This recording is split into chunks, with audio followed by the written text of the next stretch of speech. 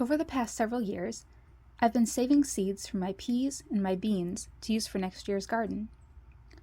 I've only saved seeds from my pea plants so far this year because the beans weren't quite ready yet, but since peas and beans are so similar, the process for saving seeds from them is the same for both.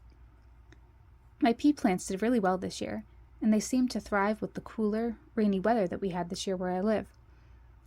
I'm in Massachusetts in gardening zone 6A for anyone who might be wondering.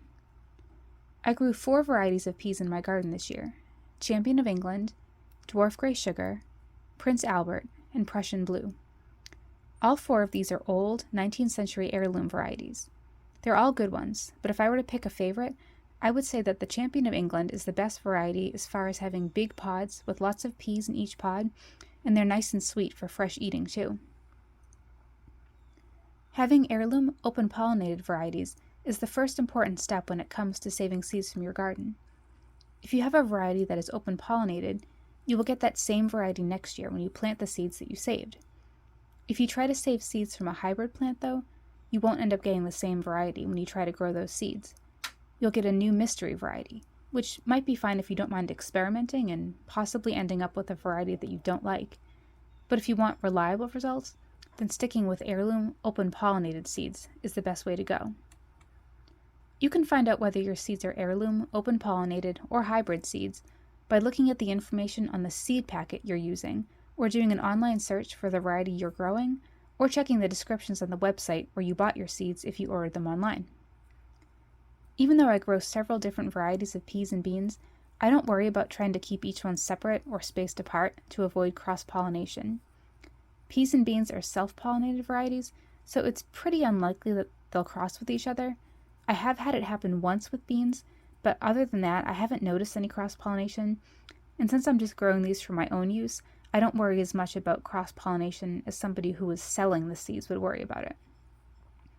When you're harvesting your seeds for seed saving, you want to wait until the seeds are fully mature. And an easy way to tell when the seeds are mature is to wait until the pea or bean pods start to dry out. When I'm able to, I like to just let my pea and bean pods dry out in the vines, and they're dry when the pods fade from a green to a tan color, and they feel crisp to the touch, and they crackle if you bend them. And the leaves in the plants will start to die back too. If I ever need to harvest my seeds earlier though, before the plants have fully died off and dried out, I just make sure that the pods have started to dry out a little bit. Even if they're still partly green, you can tell when they start to dry out, and that means that the seeds inside are mature enough, even if they need to dry out a little bit more before you can store them. I find it easier to use scissors to cut off the pea or bean pods because once they get dry like that, they're harder to break off with your hands. And if you're growing more than one variety, it's a good idea to try to harvest them one at a time and keep them separate so you remember which one is which if you can. I don't always remember to do this, but my pea and bean varieties look different enough that I can usually tell them apart pretty easily anyways. It's also a good idea to save some seeds from your best and your healthiest looking plants when you can. And this year I found that it was helpful to tie a string around some of the pea pods that I was planning to save for seed, so I knew that those were reserved for seed saving. Otherwise, it's easy to just harvest all of the good-looking ones and forget about saving some for seed. I didn't use the string like this with all of them, but just with a few that looked like extra big pods that I know I would have been tempted to harvest and eat otherwise. Once I've harvested all of my pea pods, I like to lay them out somewhere to dry for a week or two just to make sure that they're all fully dry.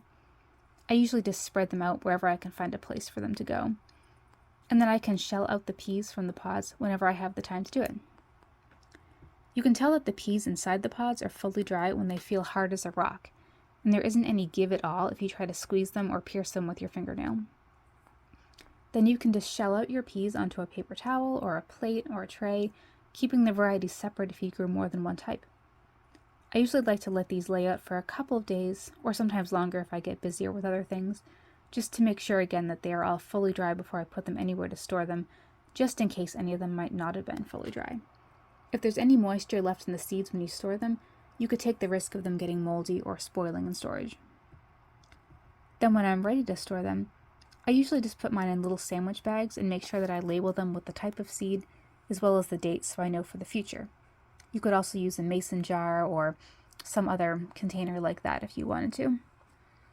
I've had some years where I've had a bad harvest of peas or beans, and I've had to rely on seed from previous years for planting, so it's a good idea to include the date in your label so you know how old they are. When you use older seeds, you often end up with a lower germination rate than you would if you were using fresher seeds. So if you're using older seeds, you just need to plant more seeds than you normally would to help make up for the ones that might not sprout. But even though that's usually the case, I've planted pea and bean seeds before that were several years old, and they still sprouted surprisingly well. So if you have older seeds, I wouldn't give up on them too quickly, because they might still give you good results in your garden. Well, thank you for joining me today, and I hope to see you again next time.